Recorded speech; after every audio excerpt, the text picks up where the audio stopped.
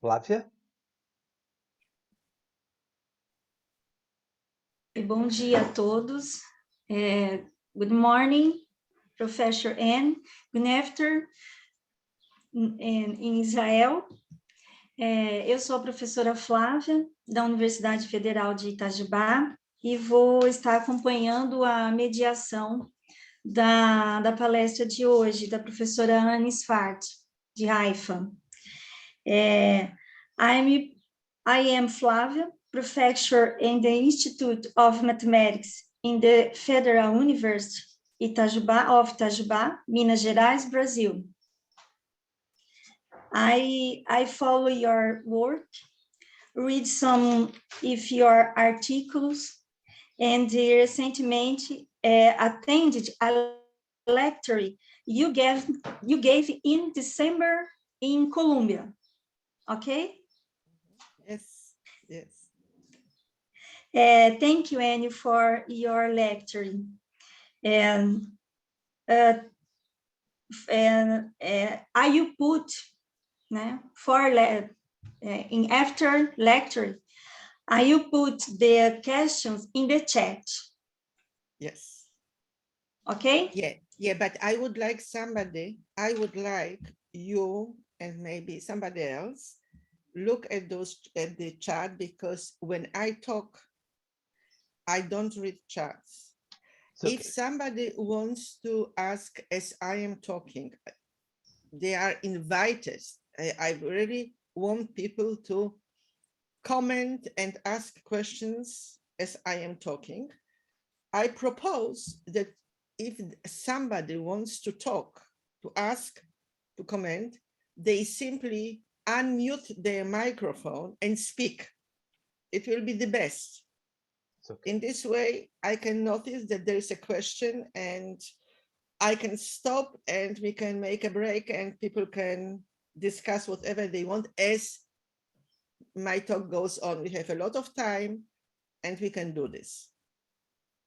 Okay. And then I also will have time after I finish my lecture, also then, and we can once again have a conversation. But if people want to write questions in the chat as I am talking, maybe you can, Flavia, maybe you can look at the questions. They may be in Portuguese and somebody will translate them to me and we will talk about them after my talk. But also during the talk, just speak up.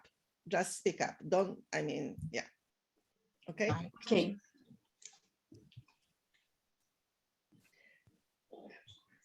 Okay, shall I begin? Or? Yes. Yes. Yes. Okay. So hello, everybody. I can see that people are still coming very well. I am, after 2 years, I am not yet accustomed to all those little rectangles, black rectangles on the screen. I would love seeing people, if only for a moment. I hope that when we go to the part of the conversation, I can see people as well. You can see me, I want to see you. It will give me some kind of sense that I am not talking simply into the void. Okay, thank you for inviting me to Brasilia. I would like to be in Brasilia. I never was to Brasilia. I was only to Sao Paulo, of all places in Brazil. I hope one day I will be able to go there as well. It's funny for me to participate in summer workshop in the middle of my winter, but it's nice. It's nice. I can see that those I can see are really dressed like it was a summer. It's very nice. Okay, so hello everybody. I must say that I proposed a number of topics for this meeting today. And the topic I will be presenting is the one that was chosen. It is the closest to my rather old book now. It is rather old, it's 2008, but it is always with me. I mean, these are the basics, so I am always glad to talk about it. And let me now share my screen. and we shall begin. I hope you can see. Can you see my screen? Yeah, but Yes, I see. Yeah, but I cannot move. Yes, I can. Okay. So so this is the topic. What is mathematics and why does it matter? I was one of the, as I said, it was one of the topics I proposed, and this is what was chosen. And I suppose that upon reading this topic, upon reading this question, what is mathematics? You may wonder, why should we even ask? We do mathematics. We learn mathematics. We teach mathematics. Why should we ask what is mathematics? A person who juggles balls in the air, she's not interested in what these balls are made of, where they come from, how you can define them. We just do it, right? And indeed, why should we define, try to define mathematics? Anything is wrong? Everything is fine? Everything is fine? yes. You can Yes, hear that's me okay. and you can see very well. So why should we define mathematics? You know, I could say what, yeah, as I said, can we just do it, learn it, teach it, and investigate it? This is what we should do, and this should be sufficient, maybe. I can repeat what this person, it was a mathematician, Mark Katz was his name, said about his wife. He said about his wife that I cannot define her, but I can recognize her when I see her. And this is maybe all we need in order to do what we are doing. And indeed, and when you look at, when you speak to mathematicians, when you read what they said, you can see they don't usually busy themselves with this question. Mathematicians are doing mathematics. They usually don't ask what mathematics is. I can quote here Davis and Hirsch from their very famous book, Mathematical Experience, two philosophers of mathematics. Ele não é segurança do dado, ele é mais instrumental. Sorry? Should I know something? Somebody No. was speaking. It's okay. No? Does someone have your microphone open? I see. Okay, so I'm quoting here Davis and Hirsch, who said, tongue in cheek, the typical working mathematician is a Platonist on weekdays and a formalist on Sundays. Now, it doesn't matter right now what Platonism and formalism exactly means. There are two schools, philosophical schools, which give different answers to the question of what is mathematics. They were given these answers by mathematicians. But when it comes to mathematicians who are doing mathematics, solving mathematical problems, not philosophical problems, Davis and Hirsch say it is so unimportant for them what mathematics really is that, you know, they leave the whole question of what it is maybe for weekends when it is not work. When they work, the question is not really important. So I can want to say that when you do mathematics, maybe indeed we can do it. We can do mathematics without thinking what mathematics is. But when we teach mathematics, which is, I suppose, something that most of you are doing from time to time at least, or when we investigate mathematics, we cannot not to ask what mathematics is. When we teach mathematics, how could we teach if we don't somehow answer this question? Because I believe, and I will try to argue for this, that how we teach mathematics depends on how we think about what we are teaching. And also, when you investigate, you need to know what it is that we are investigating. So in both these cases, unlike when we just solve mathematical problems, in both these cases, I think we need to busy ourselves with the question, what is mathematics? And I will try to convince as we go. So I was trying, as I was preparing this talk, I went to the web and asked this question, what is mathematics? And the machine gave me a lot of different answers. It is a mirror of reality, mirror of truth, science of patterns, describer of universe, a hypothetical system, an aspect of culture, a language, a logical system, and so on, and many others. So because there was such diversity, I said to myself, okay, so I have to choose, or maybe I have to say something myself in order to proceed.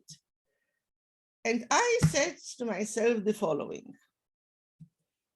You know, we know what biology is. Biology is a study of living things, plants and animals, right? We know what physics is. It is a study of mathematical things like moving bodies, light, etc. So probably mathematics similarly is a study of what? Not of living things, not of material things. It is a study of mathematical objects. Okay, we do know what living things are. We know what mathematical things are. We would have no problem to identify them. But what are mathematical objects? And this is the question with which I will busy myself now. It seems that in order for this definition to become operational and sufficient for our purposes, we need to answer the question of what is mathematical object. Now, please let me know, one of you, whether you can see my pointer as I move it. Can you? Okay, I don't know whether it is yes or no. Clayton, can you see my pointer moving or not? Yes. Yes, okay. Once again, I am going to, so the question of what is mathematics is now replaced with as if smaller question, what is mathematical object, right? Biological objects and physical objects, you can see them, touch them, they are accessible through senses. Mathematical objects famously are not accessible to our senses, so what are they? And maybe this is because of this lack of clarity about mathematical objects that Bertrand Russell, a philosopher of mathematics among other things, famously stated that mathematics can be described as a subject in which we never know what we are talking about, nor whether what we are saying is true. We are talking about mathematical objects, but we don't say what mathematical object is. And I would say that this issue of what is mathematical object, maybe what is mathematics itself, is a kind of elephant in the room in which we are learning and teaching mathematics. We know there is a problem, but we just don't touch it. So what are the mathematical objects? This is the question. And you know, those who, as I said, mathematicians can allow themselves the luxury of not answering this question, but those who study the learning and teaching of mathematics cannot allow themselves this luxury. And mathematics, okay, this we said, and therefore the question of what are mathematical objects and where they come from will now be our topic for quite a few minutes. So the plan of action for today, as long as I am talking, and we can then talk about anything you want, is first of all to answer the question in one way or another, what is mathematical object? Mathematical object, this is the acronym. And I will show you, I will speak about a short history of answers to this question, and then we give my own. Then what is mathematics? Once you know what is mathematical object, you can also answer the question, what is mathematics, in more detail, more operationally. And in the end, I will try to tell you how I see the answer to the question of why it matters how we define all these things. I will show you educational implications of those definitions I will propose, and how these definitions change our ability to see things. So the first point is, what are mathematical objects? So on the face of it, the answer may appear very, very simple. Let's look at the examples of mathematical objects: numbers, functions, sets, geometric figures, operators, and many, many, many other things like that. We all know them very well, but the question is whether all these I just counted and many others are not simply the signs which we write while talking about them. We write signs when we speak about numbers, usually about functions and so on. So are the mathematical objects the same as the signs we write? Okay, let's take a look. We used to write things like that. I hope that you agree that what I wrote here is what we call a true mathematical equality, identity even, right? What is on the left is equal to what is on the right, and we all believe this is true. I hope we all believe it is true.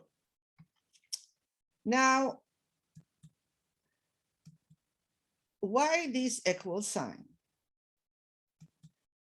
What is the same here? Are these the expressions, the signs, the symbols which are the same? Of course not. You can see that this and this are definitely not the same. True, there is X in both of them, but not much, and there is a minus sign in both of them, but no other similarity. They are different. So it is not the issue of equal expressions. No. We can say, I'm sure that you wondered why I'm making such a fuss about it, because it is clear that what is the same is, one way to put it, is the number you will get here and here when you substitute the X, the symbol X with a number. Of course, this is what is the same. Whatever number I put here, instead of X, I will get, and I perform the operations, I get the same number. Another way to say the same thing is that if you look at this expression as defining a function, and this one also is defining a function, it turns out that this is the same function, right? So if so, it is not a sign that is the same, but these are the mathematical objects which are being represented by these signs, right? Okay, a long way to a simple answer, but we usually do not pay attention to subtleties like this one when we just do mathematics, that what is equal are not the signs, but something else, and we call this something else, like numbers or functions, mathematical objects. So what is the difference between just sign and mathematical object? What is the difference? Is there a difference? Okay, the way we talk indicates that we do think about signs that we write as different from mathematical objects themselves. Why? Because we say things like that. The signs, this one and this one, represent the same function. And we say things like those signs, 1/2, 4/8, 0.5, and many, many others, represent the same number, right?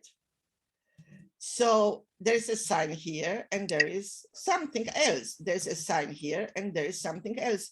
There is this duality of signs and something else.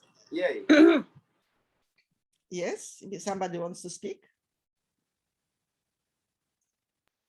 We can continue. Okay, it's fine? Yes. Okay. So we would not speak about representing if there were not two things. One is the sign and the other is the object, right? So yes, the word represent makes it clear that the sign and the mathematical object are not the same. Fine. So if they are not signs, these mathematical objects, what are they? And how can we get a handle of these objects? This is the question. So the relation between a sign and mathematical objects so far, at least in the way we talk about this, is dualist. Dualist meaning that we use signs, we use them in order to represent mathematical objects, two different kinds of entities, signs and mathematical objects. You will see that the dualist vision is not the only one possible. And I will go with you now very quickly, very superficially, through the history of this question. What is mathematical object if it is not the sign itself? So first of all, there was this Platonist answer, or realist answer, if you wish, according to which mathematical object is an entity, something, some kind of being that exists, S is missing, in the world, independently of human mind. So whether we are here or we are not here, even if there were no people on the earth, mathematical objects are something that exists somehow, somewhere, not in a material form, but there is something like that independent of us. And Platonist is called Platonist because the philosopher Plato was the first to propose that it is like that. He was speaking about ideals, things in themselves which we cannot touch, cannot see, but they exist and they dictate us what to think, what to do, and so on. So this is how it is. There are these objects and we somehow get a hold of them even though we cannot see them and cannot touch them. So this is the Platonist answer. In other words, mathematical signs, according to this school, are material avatars of independently existing objects. These signs are only these material things that make it possible for us to get somehow in touch with mathematical objects. This is the Platonist answer. Many mathematicians, even today, explicitly endorse this Platonist view. So here you have mathematician René Thom, who said, catastrophe theory, he said, everything considered, mathematics should have the courage of their most profound convictions and thus affirm that mathematical forms indeed have an existence that is independent of the mind considering them. Another mathematician, Alain Cohn, you can reach him if you want, said, conceptual tools, signs, representations are not to be confused with the mathematical reality itself. For example, you may remember the infamous 2000 bug. Everybody in the world was afraid that in the year 2000, something terrible will happen to all the computers because 2000 is such a special number. And Alain Cohn said, why are you afraid of 2000? 2000 is not a special number. Maybe its symbol is, it has 3 zeros, but the number itself has no special properties. Of course, the whole issue of this 2000 bug was not the issue of special number, but of how everything was programmed in the computer. Okay, also the famous Gödel of the incompleteness theorem was admitting openly that he's Platonist. So we, may think that we are not Platonists. We may think, oh, there's no such thing as objects which exist independently of human mind and so on. But the way we speak, and I already have shown it, kind of pushes us into this dualist view, because the way we speak implies that there is this duality of object and sign. Due to the use of this language, most of us are crypto-Platonists or implicit Platonists. Indeed, we say things I already quoted, right? Even if we say a thing like, there is a function f which is everywhere continuous, but nowhere differentiable. Even when we say a thing like that, there is a function, you may ask, what do you mean by there is or exists a function? Where does it exist, right? Okay.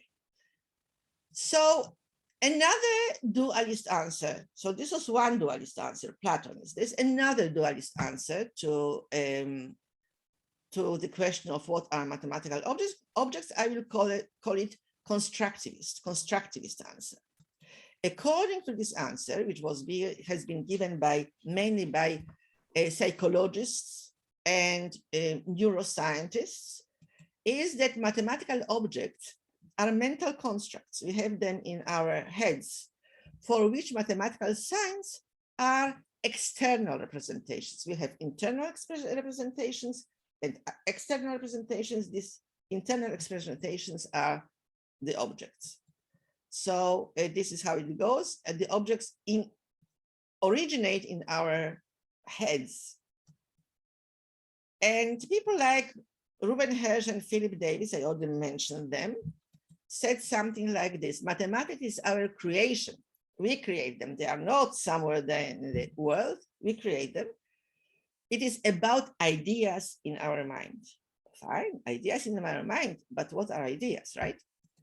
And a neuroscientist, Jean-Pierre Changeon, said that mathematical objects are singular objects, neuronal circuits created by our brain, and by virtue of this, a part of physical world. So once again, kind of duality, sign and something here, but this time, this is all completely material. It's physical world. These are circuits in our minds. Now I will give you a third answer. The third answer this time will not be dualist. It will not be that there are symbols and there are mathematical objects. This time, the symbols will do the whole work. You will see how. Of course, not just by showing themselves. There's more to that. But the idea will be that it is no longer a dualist view. Now it will be a view which I will call monist, that is non-dualist, and I will now start explaining why and what I have in mind when saying this. Am I speaking too quickly? Am I speaking slowly enough? Oh, it's good for us, I think. Okay, well, wonderful. So now I will give you an exercise. Please concentrate and try to think what the answer may be. You can see 4 pictures, and I am telling you, all these pictures are showing the same person. You would not probably say it yourself because the pictures are not very similar one to another, right? For one thing, they are showing persons of different age, right? Here you have a young boy, here you have an old man. But I am telling you that all of them are pictures of the same person, a person whom you do not know, but you heard about, and maybe even you have seen 1 or 2 of this person's pictures.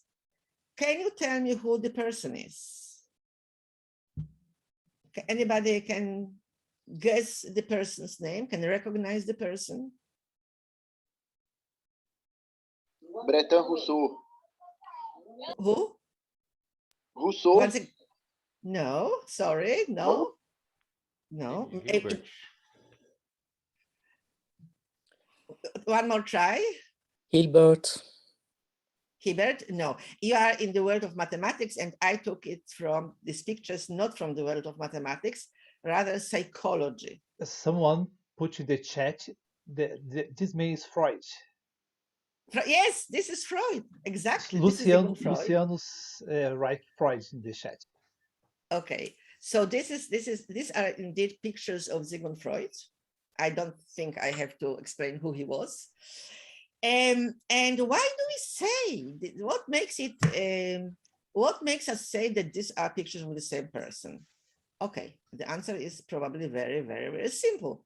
That the same object, the same person, which is for our purposes, person is also an object, the same person is shown in all these pictures. The pictures were taken at different times when he was at different ages, but it was the same person, we say the same object. Fine. So when we say that two symbols represent the same function, we also mean that there must be some kind of object behind these symbols, right? But now I will ask you another question. So look at these pictures. Would you agree that there is something is the same about them? Number 5. Number 5. Fine. Number 5. Can you point me to number 5 in all of them? You could point me to the person there. Can you point me to number 5? Probably not. If I ask you to point me to number 5, what you would probably do to convince me, you would say, look here, 1, 2, 3, 4, 5. And here, 1, 2, 3, 4, 5. So what is the same? The same object?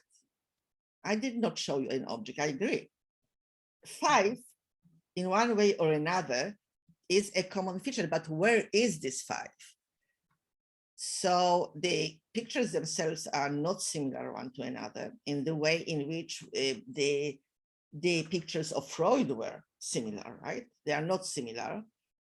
They just like the two expressions on the two sides of the equality sign were not similar one to another. And at this point, I cannot but to quote by yet another mathematician, Emile Poincaré, who said, mathematics is the art of giving the same name, in this case 5, to very different things, to things that none of us would call in any way the same, if not for mathematics.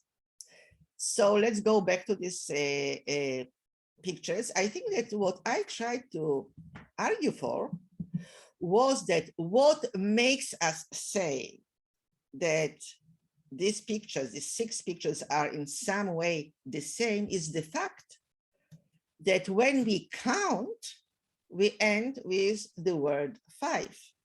When we count in each one of them, when we count the sides of the polygon, when we count the fingers, when we count the apples, when we count the dots, in every one of these cases, when we count, we end with 5. So not an object is here, which is the same, but a certain process which we perform on whatever we see, the process, the same process. So the same process, the process of counting that ends with the word 5 is implicated in all these pictures, the same process, the process of 1, 2, 3, 4, 5, counting. So what I want to deduce from what I just have shown is that when we are doing mathematics, we construct mathematical objects. How?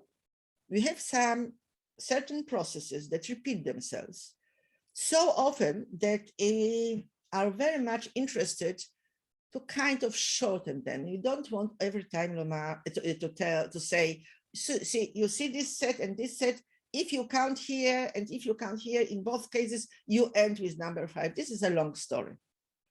If you say you have 5 here and 5 here, it's a much shorter story. So we introduce an object as if this object, number 5, eventually we call it, this object was there in fact, it is as if this object was being obtained by the process. But in fact, the process does not produce any objects. It is we who decide, listen, let's speak about an object 5 as if it was something produced by this process, but we don't add any information. So we speak about mathematical processes as if they were objects. And of course, it's a metaphor. When you start speaking about something which so far was a process, as if it was also an object, you repeat the forms of talk which we can use when you speak about physical objects. And these are different forms of talk than those you use when you speak about processes. And I will bring examples. So the important thing here is as if we speak about those things as if these were the objects, those objects which we know from before, from the physical world. And more specifically, it is not just a metaphor for physical objects, it is more specifically, this objectification of the process. Number is an objectification of the process of counting. What does it mean? Objectification is using a sign, for example, a word, as if it signified an object existing in the world independently of us. Very simple, but of course, we'll have a closer glimpse at this. Once we adopt this form of speech, we also say that the word or sign represents the object. So, you know, this word represent comes with the metaphor. This is how we speak about material objects. When we use this kind of sign in the street, we say this is symbol. Okay, it is not a symbol for an object. Let's say something else. When you see a symbol of two people, a man and a woman, you know it is a symbol of a restroom, right? There's a symbol which represents another object. This is the way of talk which comes to us with the metaphor of object. So what is mathematical object? My answer now, after this example, is the following. It is, I will call it discursive answer. Mathematical object is a discursive construct, one that arises through and for the sake of communication. Discursive construct, that is something we construct as we speak, as we go, as we communicate. It arises between people mainly. Of course, we can also communicate with ourselves, and we can create those objects also in conversation with ourselves. The rest of this talk will be about how we do it and what it exactly means and what is discourse and so on. So the question which I need to ask before I go into details of what this way of talking, the way of talking in terms of objects gives us, I need to answer the question of why we even try to do it. Because, see, we could speak about what we call numbers today without speaking about numbers as if they were self-sustained objects. I have just said it. I could say that two sets are equipotent just by saying, when I count here, I get 5, and when I count here, I get 5. So what do we get from this ability to speak about something which basically is a process, also in terms in objects? What do we get? So I claim that this way of talking does change in a good way, in a way we want, the way we act. For one thing, we can now say more with less. I already told you. If I had to every time say 1, 2, 3, 4, 5, C, and 1, 2, 3, 4, 5, C, so I end with the same numbers so they are equal. If I had to do it, it would be very long. Saying they both have 5 is very short. I will give you more examples. Look here. I can say this. If I extract a square root from x and raise the result to the third power, I get the same result as when I raise x to the third power and extract square root from it. Agreed? It is true? I think it is true. You can see that it is true. I can say the same thing in a different way. I can say the third power of square root equals square root of the third power. Is it the same thing? It is. Both are true. Both are the same thing. But you can see even by the size of this square as opposed to this rectangle, how much shorter this is. What is the difference between the two? Here you have lots of verbs. I extract, I rise, I extract, and so on. Here, there's only one verb, equals. All the rest are nouns, third power, square root, third power. So I translated this into this by substituting basically verbs with nouns. I also threw away myself from here. No person here. This equality is a business of mathematical objects themselves, not of any person. Here it is something about what I do and what I get. So there's a difference, and this difference leads us to something much shorter. I will skip this example. Maybe no, I will not skip it, but I will unfortunately not give you time to think about this for long.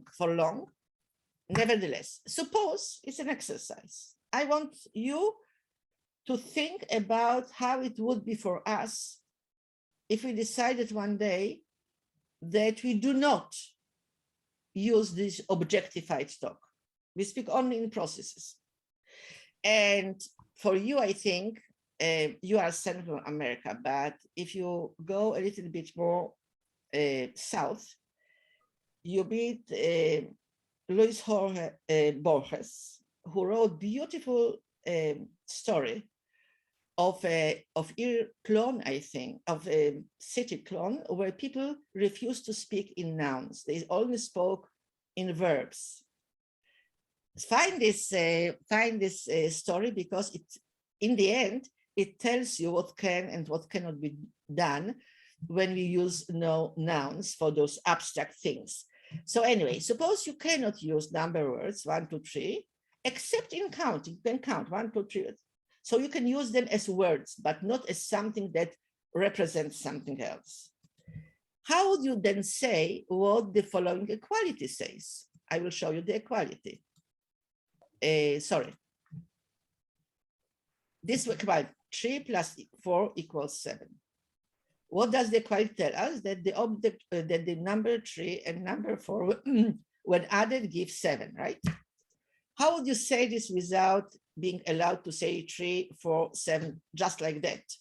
Only you could use them in counting. Maybe, okay, try to think about it. Anybody wants to suggest something?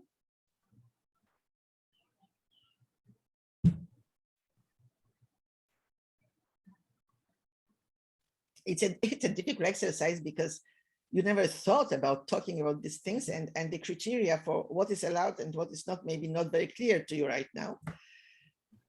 I will show you my answer to this question. You are invited to challenge me later that you can find something better than that. I will be sending this PowerPoint, if you wish, to the organizers after the meeting, so you will be able to return to this example. So my answer is the following. I would say the following. If I have a set so that whenever I count its elements, I stop at the word 3, and I have yet another set such that whenever I count its elements, I stop at the word 4. Yes, somebody wants to say something? No. No. And if I put these two sets together, Then, if I count the elements of the new set, I will always stop at 7. This is the story, in my opinion, that could not be made any shorter if we could not speak about 3 and 4 and 7 as self-sustained objects, only as words which we get in the process of counting. You can see how long it is in comparison to this. And now try to imagine the developing mathematics to the point to which we developed it so far without having this fantastic device of turning processes into objects. How would we develop mathematics without it? So what the objectification does is squeezing mathematics into something very compact. You now can say a lot with not many words, in even shorter if they are symbols, and you can build on this. So look at another example. For example, this is mathematically true, right? In the quadratic this quadratic expression, x squared, or whatever, we can say about some mathematical expression. In this quadratic expression, the coefficient of x squared is positive. Yes, if I write ax squared plus bx plus c, if I see, I can say that a is positive when? Also, when I see parabola, which looks like letter U, if there is an expression, quadratic expression, for which parabola is like letter U, as a, so then this and this, both of them are true. So this is true when this is true, and this is true and this is true. Now, these are two different sentences. Both of them can be replaced by one sentence. This quadratic function has a minimal value, and this one thing says both this and that. So the word function brings together the symbol x squared and the parabola into as if representations of the same object. So I'm now going to continue with this discursive approach to what mathematical objects are and how we get them. But I have to give credit to philosophers from whom these ideas came. These are mostly not mathematicians, even though mathematicians can be among them. These are mainly philosophers, such as Bernstein, the English philosopher Bernstein, the American Rorty, French Lyotard, and French Foucault. Each of them said something about knowledge in general, not only mathematics, that in fact these are purely discursive things, purely discursive processes. So Bernstein equated knowledge with discourses. I did not yet say what discourse is. Rorty said knowledge is a conversation of mankind.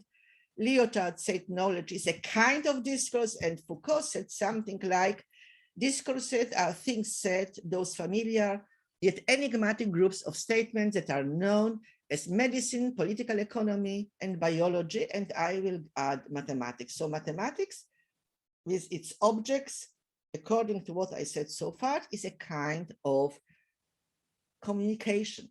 We use those symbols, we identify symbols with one another, we speak about processes in terms of objects, using just mechanisms of metaphor, not adding anything. And all these are discursive processes. In this way, we build the domain of knowledge known as mathematics. So we are now in the non-dualist division of mathematics, where instead of seeing signs and mathematical objects as two different kinds of entities, two different ontologies, I would say, now we speak about these two as more or less the same thing. So mathematical objects are constituted, are made of signs. None of them is made of one sign, but they are made of all those signs which we consider as representations of the same mathematical objects, like 1/2, 4/8, and so on. All these different signs are the class of these different signs, which we call equivalence class, is in fact what we mean by mathematical object. I will call this monist, non-dualist vision, discursive, or sometimes I call it cognition, because the word communication and cognition come together here. And this is yet another story I will not stop here to explain. So what is mathematics? We already said what is mathematical object, what is mathematics. This was our definition of mathematics. Mathematics is a study of mathematical objects. We did answer this question. Now the question is, what does it mean to study mathematical objects, right? So I will say this: to study a certain type of object, mathematical or any other, is to tell potentially useful, or maybe what we call true, stories about them. We investigate some new kind of animal. We want to tell stories about this animal. We investigate a new kind of substance. We want to tell a story about this substance. We investigate mathematical objects like functions. We want to tell stories about them. So this is a story which in physics, the story of free fall. In physics, it is told in formula that the distance traveled by a falling body is equal to half, and so on and so on. We tell story in research on learning. Children initially believe that multiplication makes bigger. This is one of the stories we tell. In mathematics, we tell stories like the sum of angles in a triangle equals 180 degrees. All these are stories. Of course, the word story may sound to you strange in the context of something as serious as mathematics, because stories, we associate stories with literature, maybe with journalism, but maybe with something we tell to our friend, with films certainly, but how with science? Also, science tells stories, of course, according to certain very clear rules. Stories are consistent, cohesive sequences of utterances that when taken together can be said about X, if you want to talk about story about X. Consistent meaning that they cannot lead to contradiction. They cannot lead to both a sentence and a negation of a sentence as if they both were true. Cohesive, that they are about the same thing, more or less, and so on. Now, what does it mean that these stories are useful? Or in mathematics, many of them are called true, also in science. Okay, I need to make a digression. Humans are storytellers. We tell stories on every occasion in many different forms, and we do it not without a reason. And our reason is that stories are the best tool we have for making sense of our experience. You cannot say that you understood something if you only know fragments about it, but you cannot combine these fragments into a story. And also in deciding how to act. Indeed, stories that we tell mediate all our activities. When you go to supermarket, you think to yourself, what stories you know about these foods you see, which one is good for you, which one is not good for you, which one is considered to be a value for money, and so on, so on. This story, whatever you do, there are stories which mediate your actions. And scientific and mathematical theories are built precisely for this purpose, in order to mediate our actions and decision-making. Of course, you may say, this may be true about science, especially now when we live in Corona, with Corona, vaccination, and so on. We realize how important science is as something that mediates our action. But what about mathematics? You know, some mathematicians famously said, for example, Hardy said, I never have done anything useful in my life. some mathematicians think that it is pure abstraction, which is not very useful. But this is not like most of mathematicians think. I think this statement by Whitehead is much more representative. It is no paradox to say that in our most theoretical moods, we may be nearest to our most practical applications. And another mathematician said very many applications of the theories of pure mathematics, not even the one which is being taught in schools, have come many years, sometimes centuries, after the actual discoveries themselves. When, for example, complex numbers were first thought about, nobody thought they might be useful, but they proved very useful. And the same later about quaternions, Hamiltonian quaternions, and so on. So to be useful or to be called true, these stories have to be told in a special way. Not just like in a way different than you tell journalist stories, literate stories, and so on. What are these special ways? What are the special tools with which we tell mathematical or scientific stories? I will say that this special toolbox, with the help of which we tell mathematical stories, will be called discourse, mathematical discourse in this case. With the discourse, what is discourse? It is not by chance that my picture here is one of a game. This is a game of chess. I brought it because I think about discourse as also a kind of game, except that it's a communicational game, a game of communication. Why game? Because it is defined by certain very concrete rules. And the rules of communication are different in mathematics, when you speak mathematics, than when you speak about history, when you speak to your child or to your partner or to your friend. These are different rules, and mathematics has very well-defined discourse. These rules and this kind of communication defines a community. It may be the same community for people who speak English and Portuguese and Spanish. Even though the languages are different, the rules, how you communicate are the same. It may be with others or with oneself. It does not have to be in words. And when it is with oneself, we call it thinking. Also with yourself, you communicate sometimes in mathematical discourse. And please note that this communication does not have to be only in words. It is almost never only in words. And sometimes it is without words at all. It is still a discourse. So mathematical discourse is one in which we construct mathematical objects. And I think that I have another 15 minutes to go, right? I did not yet finish my hour because we began later, right? You can continue. Yeah. So mathematical discourse is one in which we construct mathematical objects, and then we tell stories about them, and then we investigate them, study them. So I will ask you a question. How do you know that you just entered mathematics classroom lesson, mathematics lesson?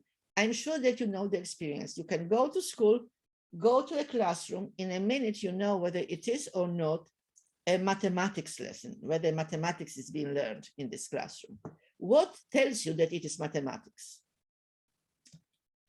So if we had more time, I would ask you and you would be maybe answering. But there are a number, of course, of things according to which you immediately feel it's mathematics. One is the words that are being used. You hear things like 3 or 4 names of numbers. You hear the word function, or you hear names of specific functions, derivative, triangle.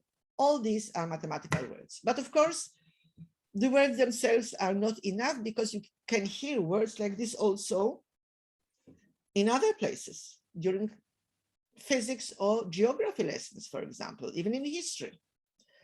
So you need more. Then there are what I call visual mediators and their use. What are visual mediators? the things you look at when you communicate in order to help yourself with communicating. All those signs I was talking about, symbols I was talking about, there are classical examples of mathematical visual mediators. In life, when we communicate about a table, for example, we can point to the table. We can even imagine a table if we don't see one, and can we discuss then whether we want this kind of table or another kind of table and so on. In mathematics, mathematical symbols are being created specifically for the sake of mathematical communication. This is not like table. Table exists independently of whether we talk about it or not. Mathematical symbols are created on the go as we talk for mathematical communication. Then there are endorsed narratives, a fancy expression for something very simple. For those things we say and believe that they hold, that they are true or useful.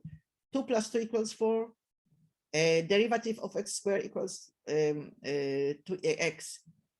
In triangle, equal sides face equal angles, and so on, and many others.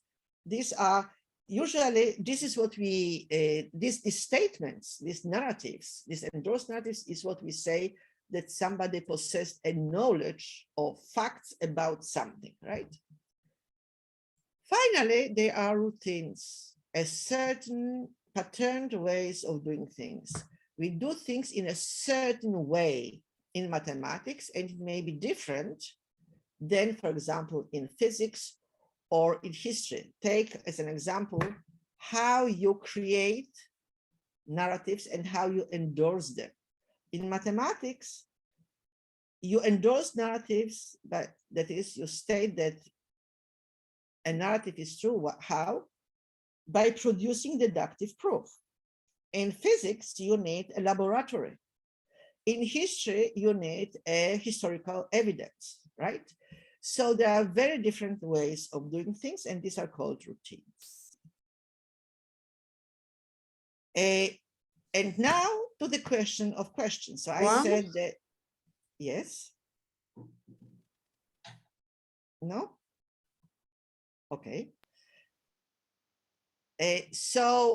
How do mathematical objects, does new mathematics come into being? This is the question. I will recall, you already saw my answer, initial answer, but no example and no explanation. They come in the process of objectification. We speak in the processes until at a certain point, maybe we start speaking in terms of nouns. What is objectification? I already said it. Objectification means using sign, such as word or something else, icon, as if this signified an object existing in the world independently of us. But now I want to say more. So fine, this objectification is a discursive process, something we do with words as we talk. We change our way of talking, that in a way that makes us use mathematical words and signifiers as if they signify discourse-independent objects. And two things must be done in order for this to happen, two discursive operations. One will be called nominalization, and the other will be called alienation. Nominalization means replacing specific portions of text with a specific single noun. Alienation, removing the human agent, the human subject, no more a person in a sentence. So examples of alienation, I already gave you one, but you may not remember. For example, I can say, I can construct a function so that, and so on and so on. But I can also say, there is a function so that, this and that. Here I have I, and I can. There is no I and nobody else but the function itself. It exists. Alienation. Another, When I add 2 and 3, I get 5. Once again, it's me. It could be you. When you add 2 and 5 and 3, you get 5. We, whatever. And I can say it, 2 plus 3 is 5. So we just throw away a person and we get this impersonal form. This is alienation. Now nominalization. How we do nominalization, how we operate on discourse in order to speak in terms of objects, of new objects. How does new object come into being?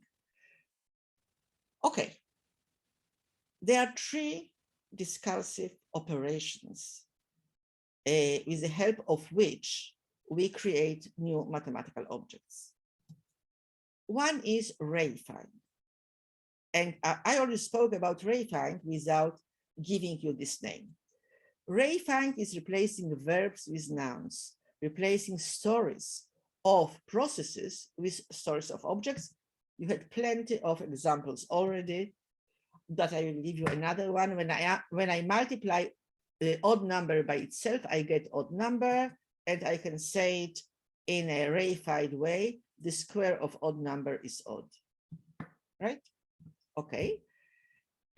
What I want you to notice is that all the 3 operations about which I am going to talk, reifying is one of them, all these operations appear not only in mathematics. We do the same things in any other discourse, even in everyday discourse. For example, reification, I can say the antelope moves fast, the animal antelope moves fast. I can also say the antelope's movement is fast. I replaced the move, the verb, with movement.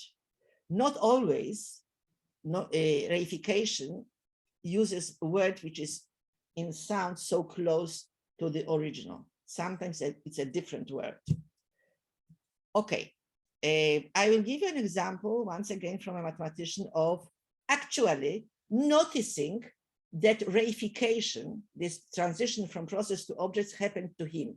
And the mathematician is William Thurston, who in his memoir told a story of how, as a child, he made a discovery. And he said, I remember as a child in 5th grade coming to the amazing, to me, realization that the answer to 134 divided by 29 is 124 over 29.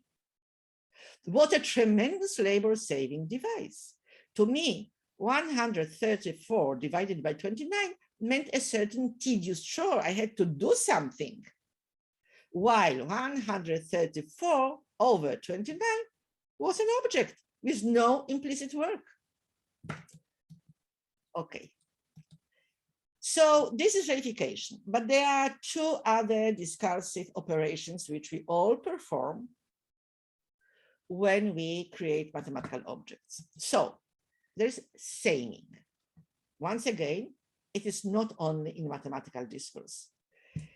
It is giving one name to many different objects. This is what you do when you say a table, right? Table, many different objects, all of which you pin together with the help of one word, table. You have dog and cat, and you can say domestic animals about them both. You saying them as if for your purpose, they are almost the same. In mathematics, x squared, the expression, and the parabola, basic quadratic function.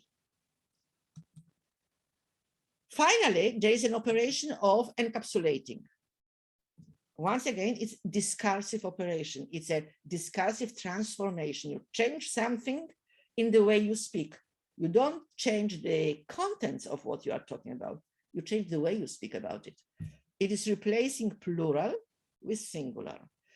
It is replacing stories about many objects told in plural with stories on one object in singular. How we do this? In everyday language, you can say the post office workers are efficient, but you can also say the post office staff is efficient. So instead of post office workers, you have the word staff, which you will now used in singular, you can speak about those properties about which you spoke before in plural, now in singular. In mathematics, the cubes of numbers are increasing, the cubes. 2 to the third power, 3 to the third power, 4 to the third power, they are increasing. You can say the function x cube is increasing. Plural are, singular is. Whenever you make transition from a collection to a set, you make this transition from plural to singular. And a new object comes into being. Now it is not just many objects around. This is one thing. You can talk about this one thing together. Okay, and now I want to show you how all these different operations can play together in creation on one rather complex mathematical object. The mathematical object will be basic quadratic function.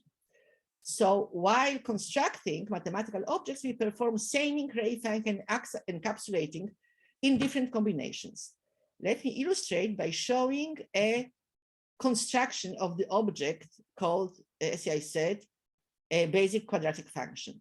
It is reasonable to conjecture that the idea of this function emerged when people realized that some useful stories about the expression x squared may be translated in narratives about the curve called parabola, and also in ones about a certain table.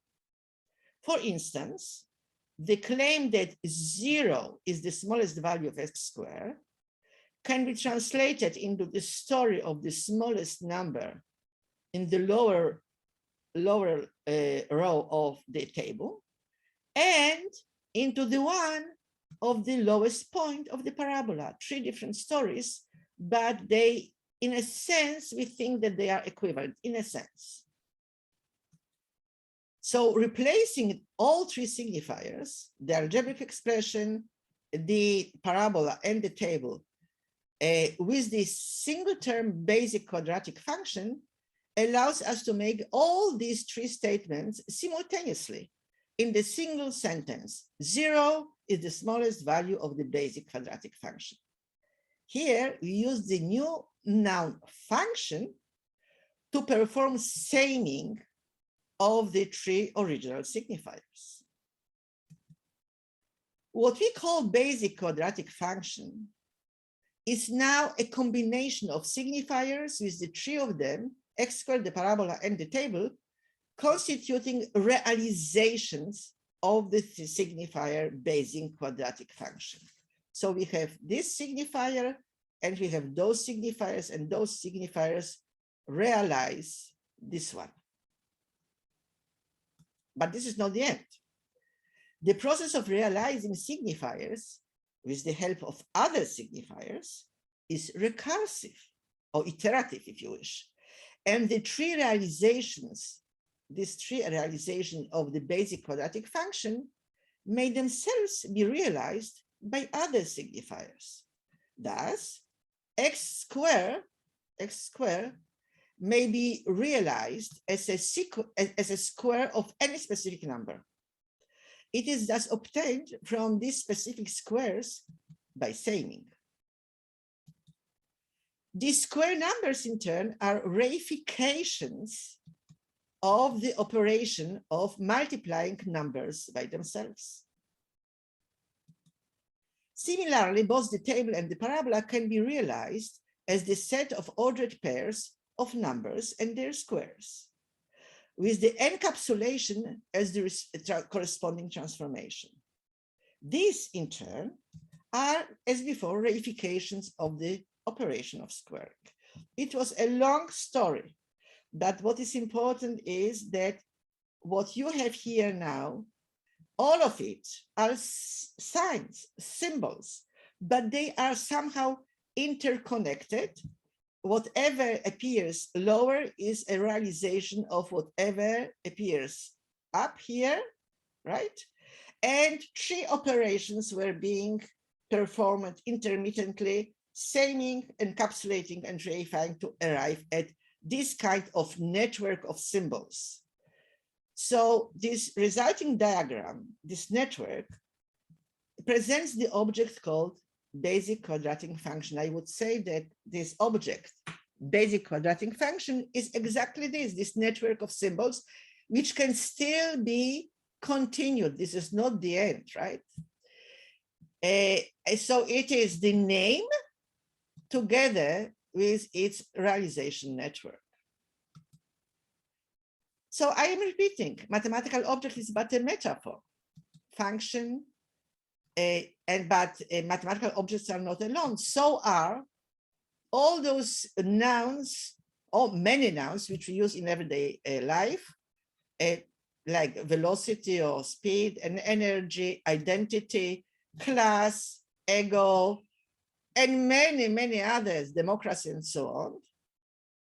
All of them are metaphors built within discourse with more or less the same operations I just presented for mathematical objects. Even, you know, this fantastic beasts that populate the world of Harry Potter are also kind of discursive constructions, which in a way continue the world of physical objects. I think I will stop here because it was a long talk so far, even though we did not yet arrive at the question of why it matters. But I think that the question of why all this that I said, that might have appeared to you extremely philosophical, why it matters. So maybe this is something for a conversation. You will decide whether we have a conversation or whether you want me to continue, whatever you do. But I think that it would be wonderful if we now had a conversation. Can you, for example, see that these things indeed can matter? I claimed in the beginning that it is important to have some kind of operational answer, and the answer I gave is quite operational. That is, it gives you means for telling what is and what isn't mathematical objects, what it is being built and so on. It does give you an insight into how these objects arise, how we build them. I claim that all this is important to know if you, for example, are a teacher. It certainly is important if you are somebody who investigates mathematical thinking. So can you see this importance? Because I did not yet say much except for saying, for example, that we understand why we objectify, because it makes things much more compact and we can continue. Without it, it would be difficult. But I didn't say much more than that. Okay, is there anybody, Clayton, maybe you will coordinate the conversation. I can see that there are 18 posts in the chat. Maybe I did not read them. Are there questions or? Professor Anna, thank you very much for your lecture. We have 2 questions on chat. Flavia will be conducting for us this moment of the debate. Okay. Annie, I will summarize in Portuguese. Okay. Bom, a todos que estão nos ouvindo, né? Eu anotei algumas perguntas aqui que estão e logo mais já faremos, tá? Então, apenas para pontuar e talvez ajudar um pouco nessa nossa conversa, nesse nosso debate, né? A professora Sfard, ela trouxe vários elementos aqui nessa palestra, né? Mas de uma maneira bem geral, ela fala, o arcabouço teórico dela é sobre o pensamento matemático, que ela chama como cognitive, que seria uma mistura da comunicação com a cognição, né? E essa teoria, ela está baseada na suposição de que a matemática é uma forma especial de comunicação, né? É um discurso. e tem sido usada nos estudos que ela faz, né, do desenvolvimento do papel de discursos matemáticos na vida dos indivíduos e no decorrer da história. Então, para ela, a atividade matemática é vista como uma prática de uma forma particular de comunicação, um discurso. Então, ela colocou os elementos que para ela elementos constituintes desse discurso, né, que ela coloca a linguagem, que são o sistema simbólico, que consiste em vocabulário, em um conjunto de sinais básicos, né, de palavras, e a sintaxe, né, que é o conjunto de regras para combinar esses elementos do vocabulário. O segundo item desse discurso são os mediadores visuais, que seriam as palavras escritas, os símbolos, os gráficos. As rotinas, que são as formas que nós recorremos de ação de comunicação. E o conjunto de narrativa, que são úteis após serem produzidos com a ajuda da linguagem, dos mediadores e das rotinas. Por isso que ela fala, né, e afirma em seus estudos, né, que a matemática é um discurso que rebaixa a linguagem ao papel de apenas um dos vários ingredientes vitais da matemática, né? Isso está num texto dela recente, de 2019. E aí, ela colocou uma coisa que eu acho que eu queria destacar para vocês, que é um tema de pesquisa que ela fala, que é os mecanismos linguísticos que geram objetos matemáticos. A fala dela versou muito sobre esse tema, em especial. E aí, ela fala da técnica da objetivação, que foi quando ela foi exemplificando com aqueles exemplos que ela foi dando matematicamente, para aqueles objetos matemáticos. Então, as técnicas de objetivação, uma delas é o encapsulamento, como ela colocou, né, que é a técnica de você usar um substantivo para falar no singular sobre propriedades que emergem quando muitos objetos, né, são tomados juntos, por exemplo, pares ordenados, o par ordenado da forma x ao cubo, né? Ele é uma função cúbica, você tem uma relação de ordem entre os diferentes pares que você tem ali, a função cúbica pode ir aumentando monotonamente, então isso é o encapsulamento que está ali significando.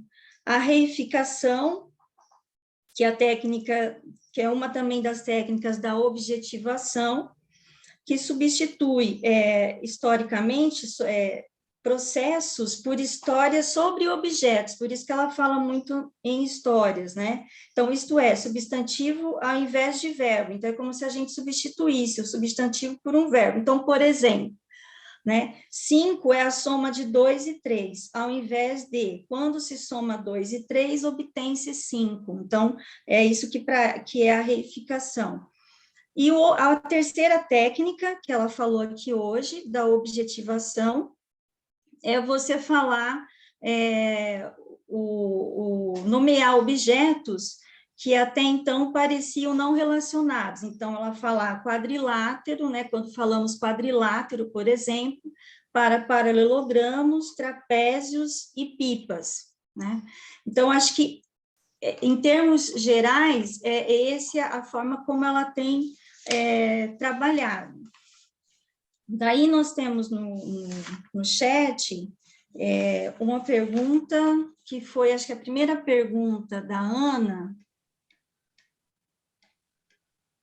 Ana Cristina.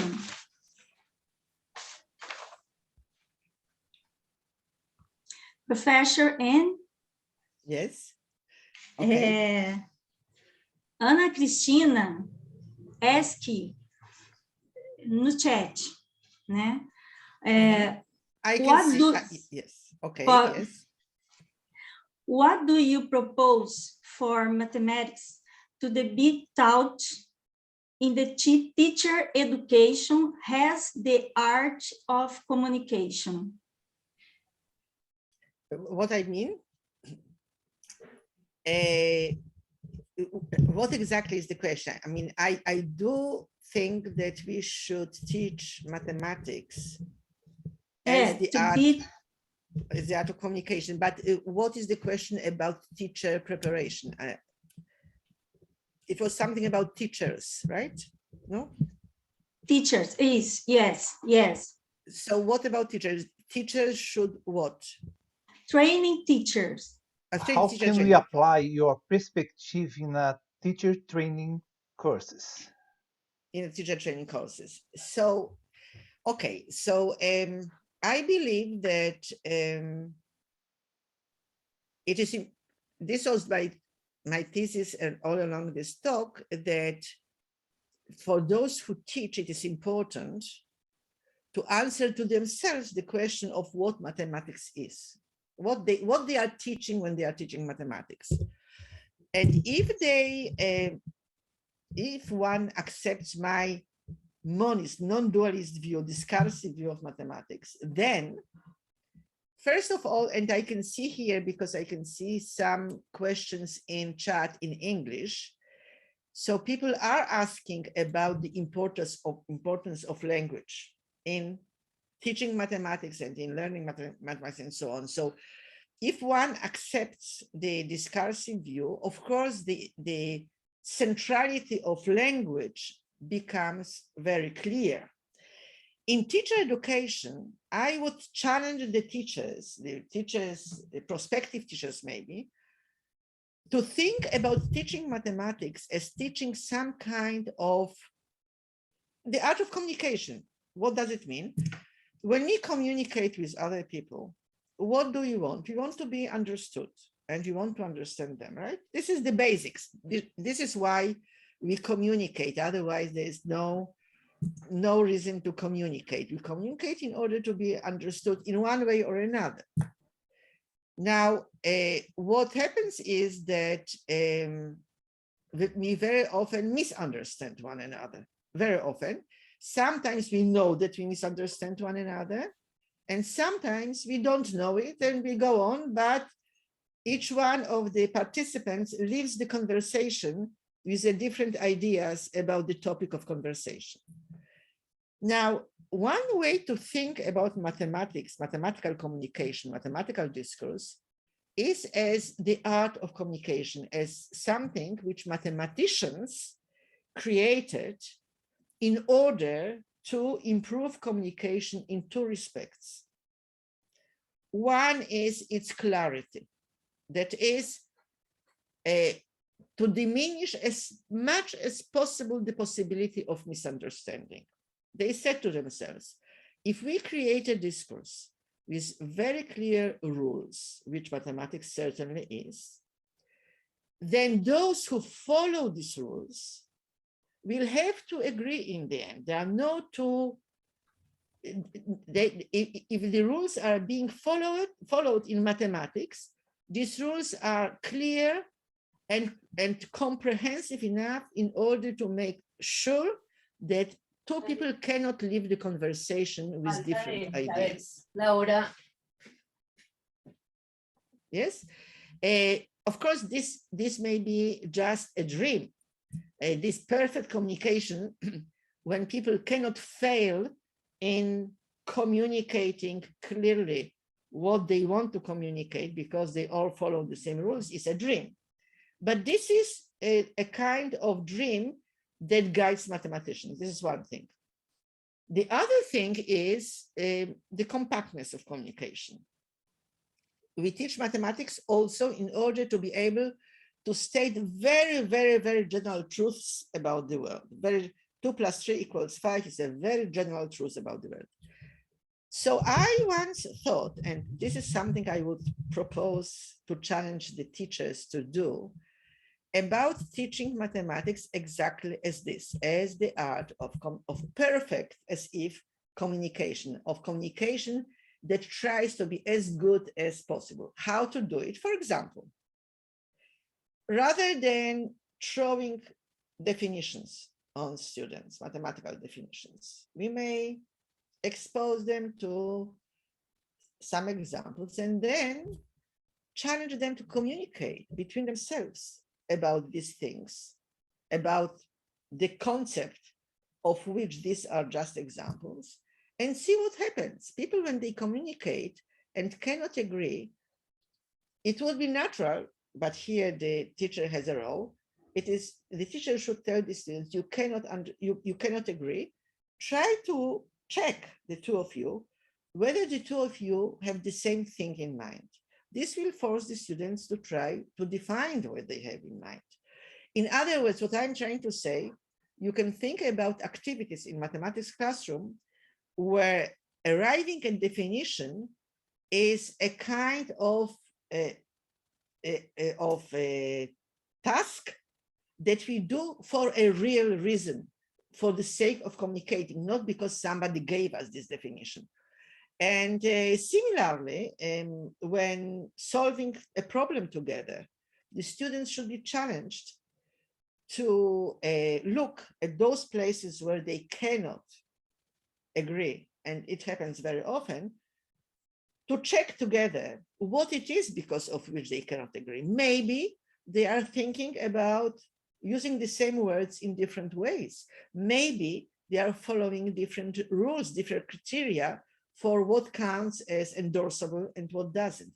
In other words, in teacher education, first of all, this role of mathematics as the art of communicating clearly and, I would say, infallibly, but of course, only as a kind of ideal aim of communication, and also the importance of precise formulations, which does not mean that the students or the teacher need to formulate things very, very precisely all the time. It would be unbearable because it's difficult. But it cannot be, on the other hand, that the students do not listen to a precise formulation, are not exposed at all to precise formulations, or are not asked at all to formulate precisely from time to time. And I could give a lot of examples where we do use, for example, we use shorthands or short expressions, like when solving an equation, we say, we transpose this to the other side. What is transposing to the other side? What do you transpose? What you do, according to precise formulation, is that you add or subtract something from both sides, right? So not ever hearing that this is what we do, that we add or subtract something from both sides, and only using this formulation transpose, somehow makes the things less clear to the students, and maybe some of them will never understand what it is that is being really done and why. So in short, great stress on communication in teacher education, on precise communication from time to time, the possibility of this, and teaching mathematics as the art of good, possibly infallible communication. I can see here two other questions in English. If you want, I can read them and answer them, okay?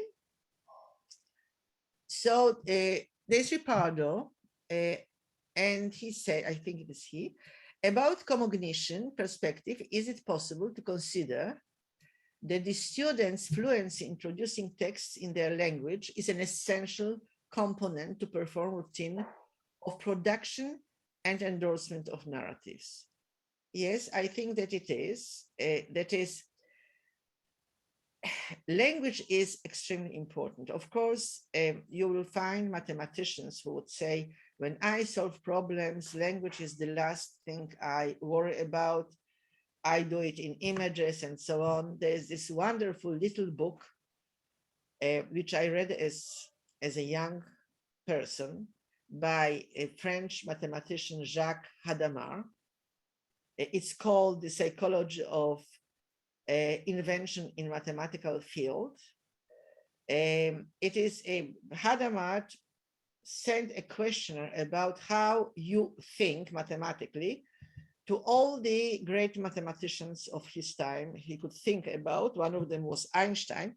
We know Einstein more as a physicist than mathematician, but he was one of those who answered this questionnaire, and many, many others.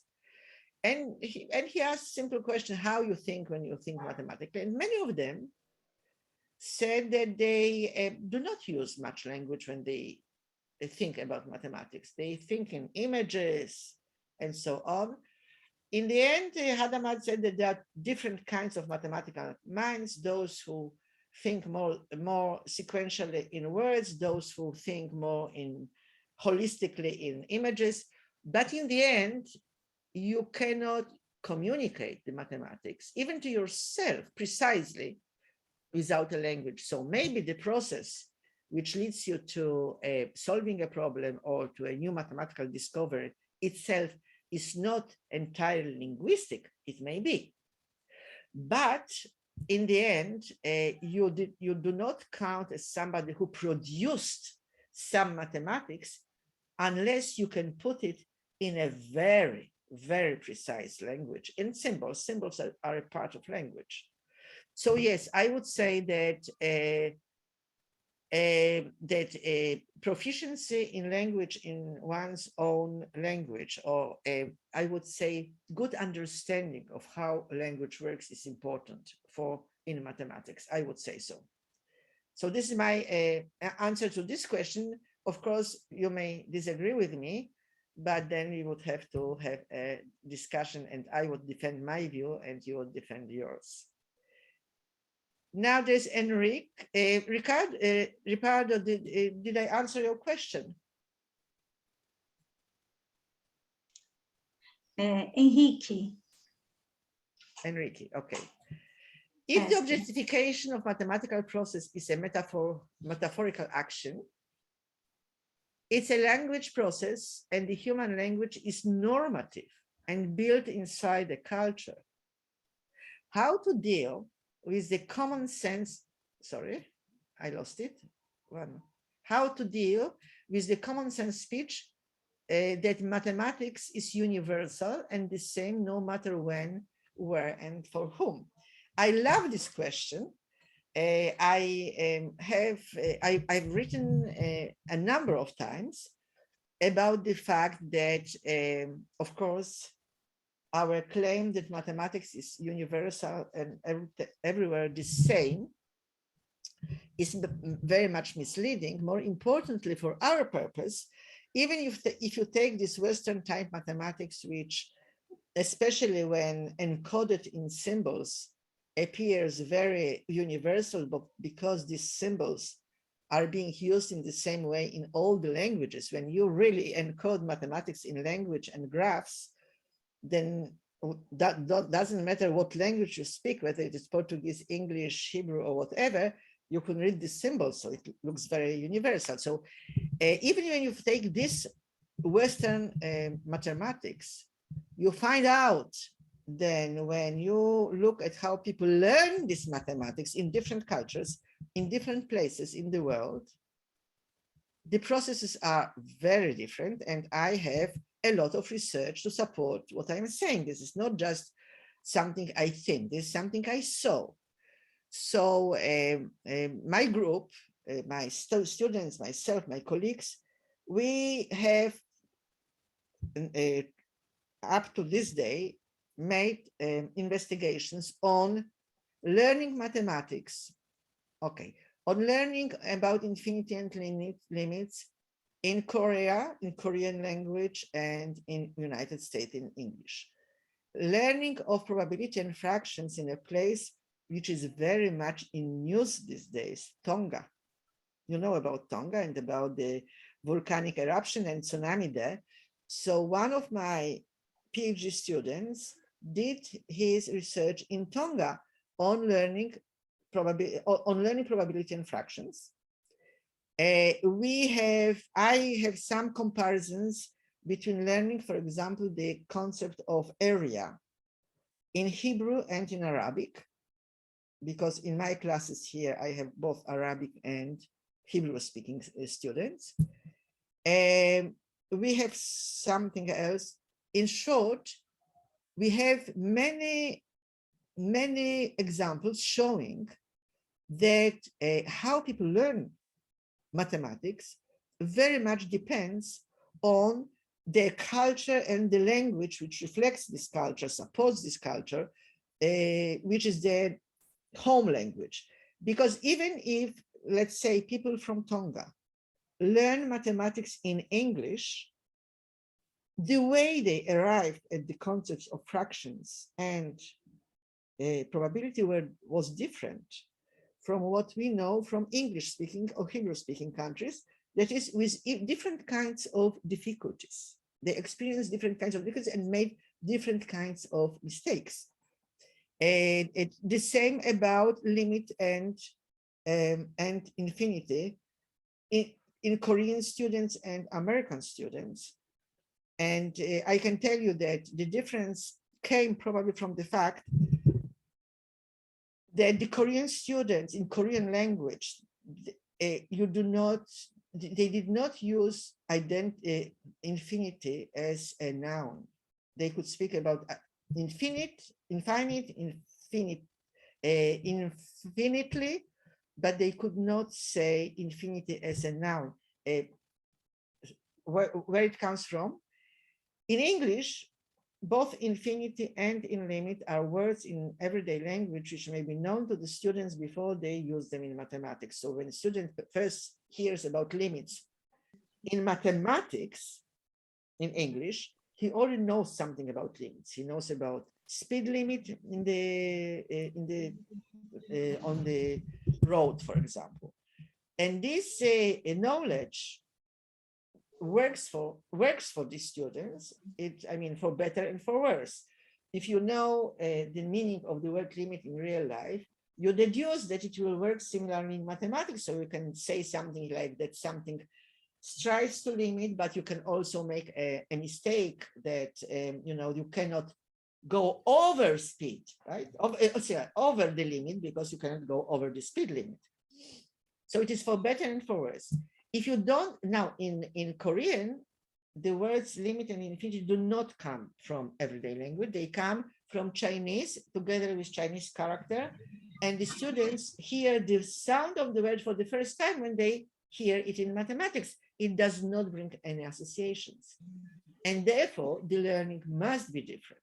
So these are the examples. And in Tonga, similar things. It turns out that there were no words for fractions in the original native Tongan language, simply because the cultural practices did not require dealing with parts of whole things.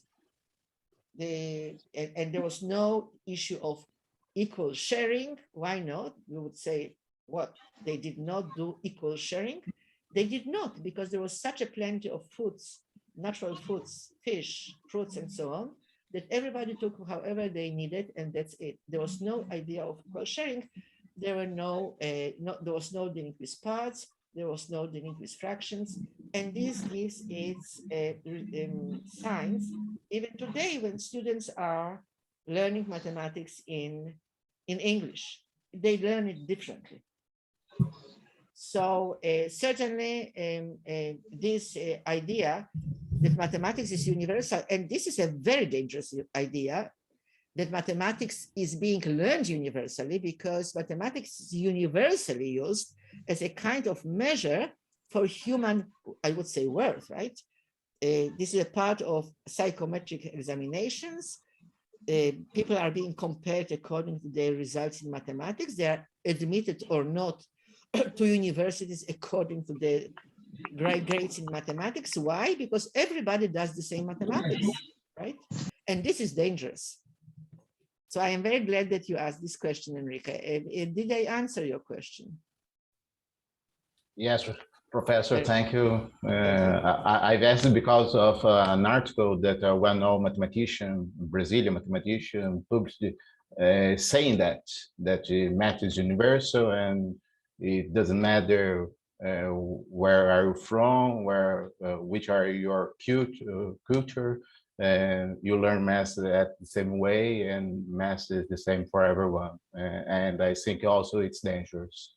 Absolutely. And in talks I gave, I had quotations from millions of places, all of them about universality of mathematics. And the student who went to Tonga and did his research there, he began from saying, I don't understand, mathematics is the same for everybody, so why? Of course, he doesn't think so anymore, at least not when it comes to how people learn this particular kind of mathematics which we think is universal. Thank you. I can see many. Thank you, everybody who just, yes. Okay. Flavia, is thinking mathematically the same as mathematical reasoning? I would say that mathematical reasoning, as far as I understand mathematical reasoning, is a part of mathematical thinking. That is, this is what you do when you do deductions, when you make these transitions from one thing you already know to the next thing you know now, from one endorsed narratives, from endorsed narratives, from narratives you already endorsed to new narratives that you want to endorse now. Then you do reasoning, mathematical reasoning. This is a part, in my opinion, of mathematical thinking, but there is more than mathematical thinking. You want to imagine these mathematical objects, you want to build them and so on. But it depends on how we would agree to define what mathematical reasoning really mean. And I am in favor of seeing it as a little bit different. I mean, as a subset of all the possible mathematical thinking actions. Ricardo, thank you for saying that it's okay. You just wrote it. Philippe, thank you very much. Okay, thank you. Thank you too. I want to see. I have two questions. Okay. If you have enough time for it, let's try. The first one is, if we can compare the idea of a mathematical object to a mathematical content, Deborah's bold idea. We would have to ask Deborah. Deborah is my friend. I will present. I have a Zoom meeting with her in a few days. I can ask her, but I don't know what mathematical content is. That is, it is very objectifying to me. Objectifying in the sense I was talking about. I don't know how mathematical content is different from mathematical objects or combinations of mathematical objects and so on.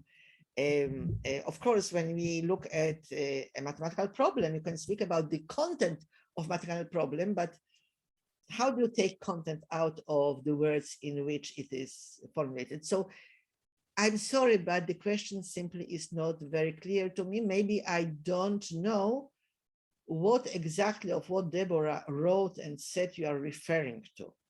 So I think that Deborah, who does all the time the work about mathematics teachers, about work of teaching and so on, probably makes distinctions between dealing with mathematical content and knowledge of mathematical content, yes. Mathematical knowledge, mathematical content knowledge, right? But this word content does not stand alone.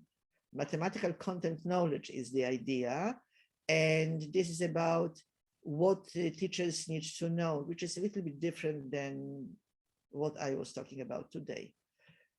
I'm sorry for this. I will look at another question of yours. The second one is where we can find more information, materials about the third thema.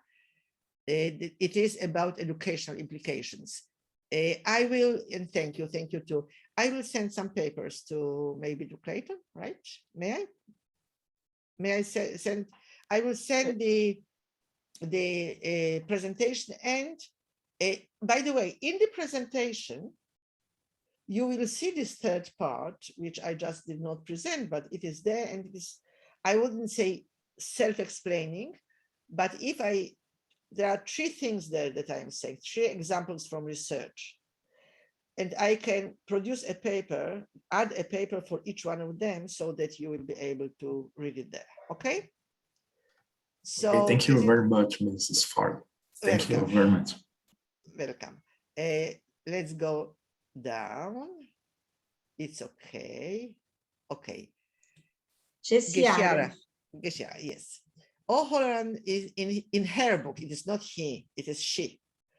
O'Halloran in her book, Mathematical Discourse, defines mathematics as a semiotic discourse created from the articulation of semiotic resources such as language, right, moment, Symbolism and visual images. I would like to know if you already had access to this study and why you did not relate your work to principles of semiotics and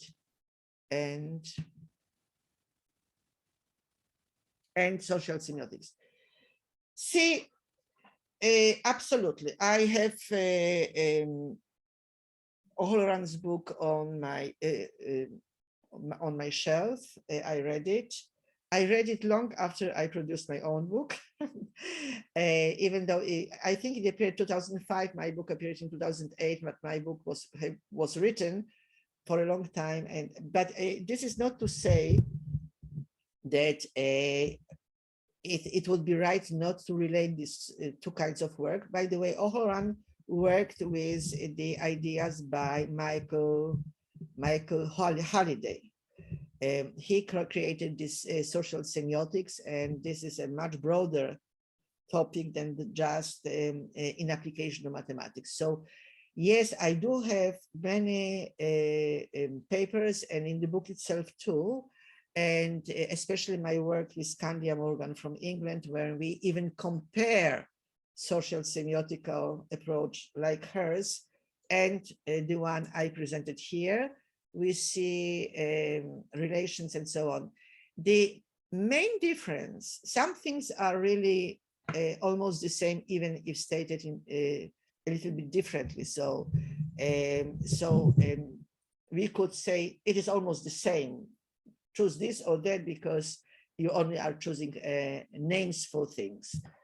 But the main difference is the philosophical underpinnings of these two approaches. Basically, Halliday and also O'Halloran do not bother themselves in the questions like what is mathematical objects the way I did. Whether it is dualism, not, they speak about meaning as if it was a thing, which makes it difficult for me to read their text because expressions like making meaning is difficult for me. It implies things which I think should not be implied because they somehow blur the image, the picture.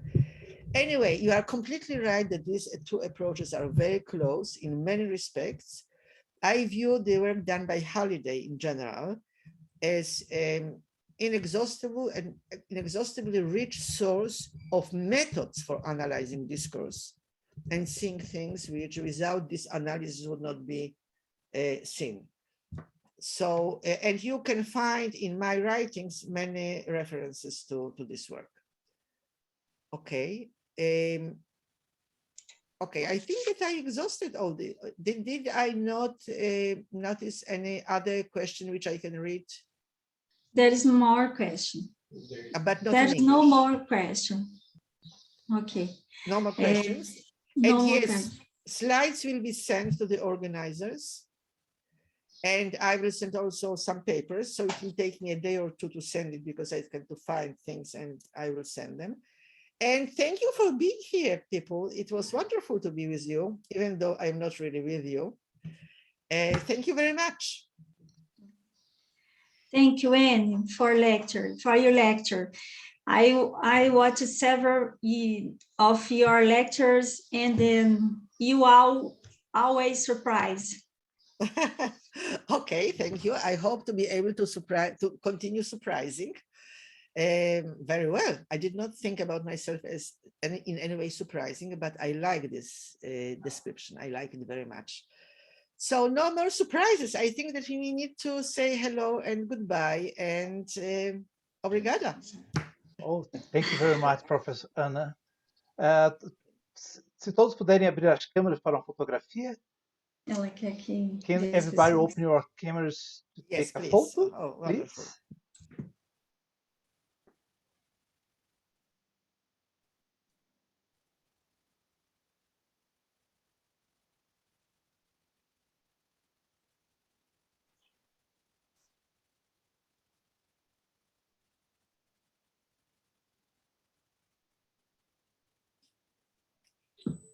Okay, very nice. Thank Suddenly I see that there were people there actually. Thank you. So I am leaving you now. Okay, Right? thank you, Okay, Professor. thank you very much. Bye-bye. Bye-bye.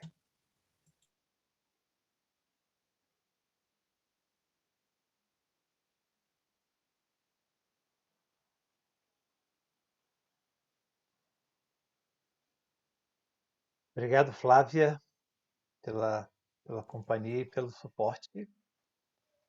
Obrigado a todos que participaram conosco. Eu que agradeço, Cleito. Desculpe aí qualquer coisa, viu? Não há o que desculpar. Ela fala muito. Foi um bom momento de aprendizagem, né? Há muito tempo eu queria poder ouvi-la diretamente para além da leitura dos textos, né? Ela é muito boa. Ela sempre traz ideias novas, sabe?